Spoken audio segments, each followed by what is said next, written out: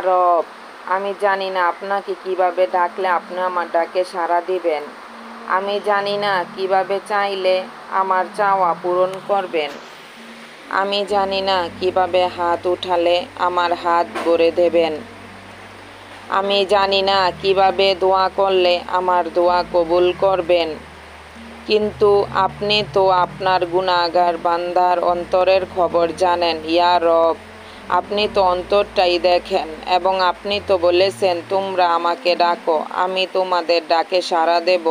তোমরা আমার কাছে চাও, আমি তোমাদের চাওয়া পূরণ করব। আপনি তো বলেছেন খালি হাতে ফিরিয়ে দিতে আপনি লজ্জাবোধ করেন।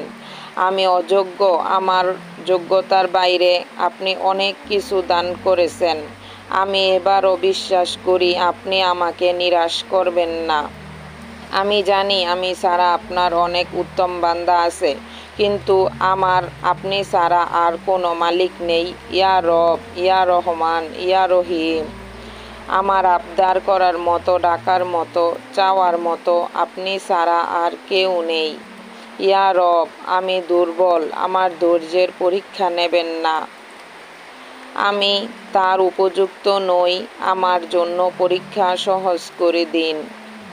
হে আল্লাহ, আপনি আমার ডাকে সাড়া দিন, আমার চাওয়া পূরণ করুন। ইয়া রহমান, ইয়া রহিম। আমার খালি হাত আপনার রহমত দিয়ে পরিপূর্ণ করে দিন। এভাবেও দোয়া করা যায়, দোয়া ইবাদতের মূল মন্ত্র।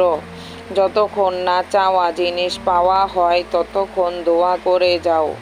হে আল্লাহ, তুমি আমার মনের আশা পূর্ণ করে দাও। আল্লাহ কখনই তার বান্দাকে নিরাশ করবেন না। তাই আল্লাহর কাছে ভরসা ও বিশ্বাসের সাথে দোয়া করো। দোয়াই পারে তার তাকদীর পরিবর্তন করতে।